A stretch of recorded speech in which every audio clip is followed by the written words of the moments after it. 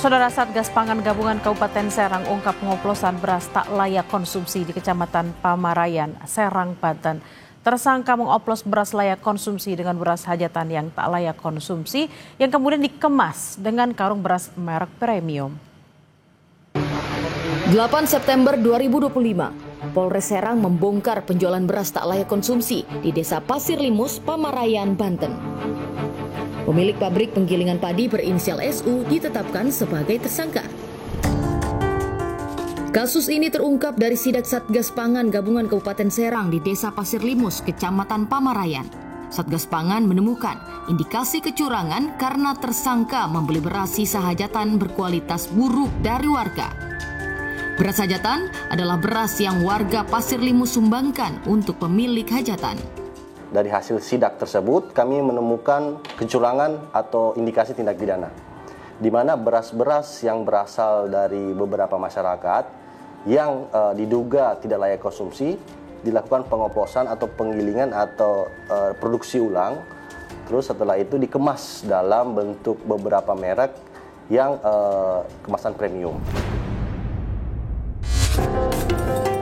Dalam modusnya, tersangka memproses beras hajatan untuk menghilangkan kotoran, lalu mengemasnya dengan karung beras merek premium.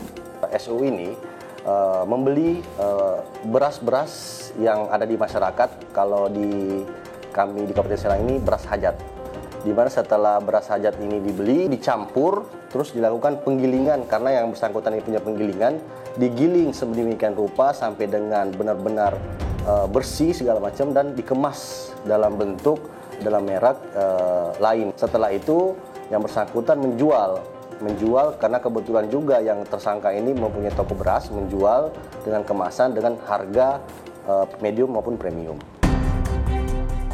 Hasil laboratorium mengungkap beras yang dijual tersangka bisa menyebabkan gangguan kesehatan.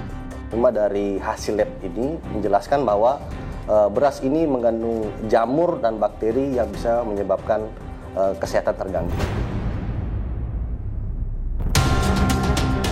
Dari penyidikan polisi, tersangka mendapatkan keuntungan hingga Rp5.000 per kilogram dari penjualan beras oplosan tak layak konsumsi. Masyarakat itu menjual Rp8.000 per kilo, di mana setelah dia kemas segala macam, dia bisa menjual itu Rp12.000 sampai Rp13.500 per kilo. Disitulah mereka yang bersangkutan ini tergiur terhadap keuntungan tersebut.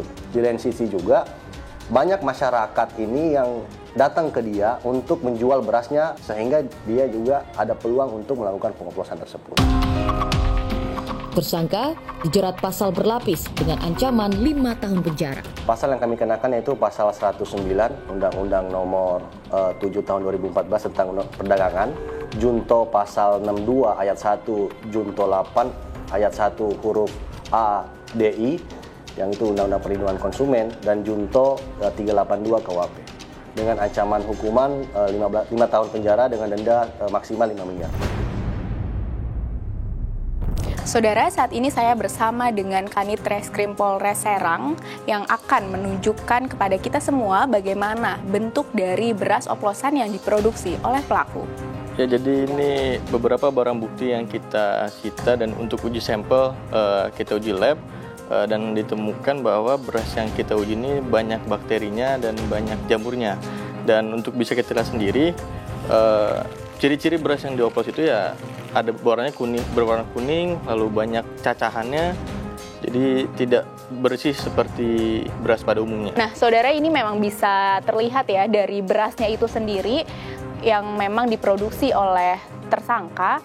Ini masih terlihat beberapa warna yang kuning, lalu ada batu, dan bahkan ada beberapa dan banyak kutu yang memang ada di beras ini. Kita akan bersama-sama melihat bagaimana situasi di gudang tempat produksi dari beras oplosan tersebut. Kami lanjut telusuri gudang milik tersangka yang juga jadi tempat penggilingan padi. Di sini terlihat ya saudara, banyak tumpukan karung beras. Kalau dari informasi ini memang masih berupa gabah ya Pak? Ya, ada beberapa gabah dan ada beberapa yang bahan baku untuk beras oplosan. Contohnya yang ada di sebelah sini. Oke. Di sebelah sini ini ada beberapa karung yang sudah dari beras hajat yang sudah siap untuk dioplos lagi untuk siap diedarkan. Dan ini sudah termasuk merek-merek yang dipakai oleh saudara SU yang sudah ada merek premiumnya dengan harga premium. Mungkin bisa ditunjukkan alatnya Pak, seperti apa prosesnya yang dilakukan oleh pelaku? Jadi setelah beras ditaruh di lantai, diserok ke alat penyedot.